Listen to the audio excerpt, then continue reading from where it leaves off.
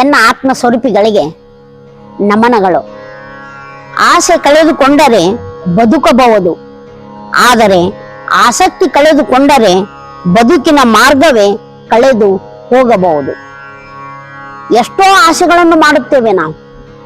ಆಸೆಗಾಗಿ ಹುಟ್ಟಿದ ಈ ಜೀವ, ಆಸೆಗಾಗಿ ಚಡಪಡಿಸುವೆವು, ಆಸೆಗಾಗಿ ಮರಗುವೆವು.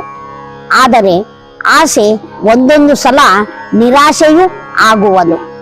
ಎಲ್ಲವನ್ನೂ ನಾವು ಅನುಭವಿಸಬೇಕೆಂಬ ಆಸೆ ನಮ್ಮಲ್ಲಿ ಮೂಡುವುದು. ಆದರೆ ಎಲ್ಲವೂ ಆಸೆ ನಮಗೆ ಸಿಹಿಯಾದ ಪದಾರ್ಥವನ್ನು ಕೊಡುವುದಿಲ್ಲ. ಅದರಂತೆ ಆಸಕ್ತಿ ಎಂದು ಕಳೆದುಕೊಳ್ಳಬಾರದು. ಇಂದಿಲ್ಲ ನಾಳೆ ಅದು ನನಗೆ ದೊರಕುವುದೆಂಬ ನಂಬಿಕೆ ನಮ್ಮದಾಗಿರಬೇಕು. ಅಂದರೆ ಮಾತ್ರ ನಿಶ್ಚಲವಾದ ಬುದ್ಧಿ ನಮ್ಮಲ್ಲಿ ಎಡೆ ಮಾಡಿ ಕೊಡುವುದು. ಹೀಗೆ ಆಸಕ್ತಿ ಎಂಬುದು ಎಲ್ಲದರಲ್ಲಿಯೂ ಇರಬೇಕು. ಕಾರ್ಯಗತವಾಗಬೇಕೆಂದರೆ ಆಸಕ್ತಿ ಬೇಕೇ ಬೇಕು. ಅದರ ಜೊತೆಗೆ ಪ್ರಯತ್ನ. ಎಷ್ಟು ನಾವು ಪ್ರಯತ್ನ ಮಾಡಿದರೂ ಹಿಮ್ಮೆಟ್ಟಿದರೂ ಕೂಡ ಬಿಟ್ಟು ಬಿಡದೆ ಮುಂದಿಟ್ಟ ಹೆಜ್ಜೆ ಎಂದಿಗೂ ಹಿಂದಿಡಕೂಡದು. ಹೀಗೆ ನಮ್ಮಲ್ಲಿ ಆಸಕ್ತಿ ಬೆಳೆಯುತ್ತಾ ಇರಬೇಕು. ಆಸೆ ಒಂದೊಂದು ಸಲ ನಮಗೆ ಮೈಗೂಡುವುದು, ಒಂದೊಂದು ಸಲ ಇಲ್ಲ.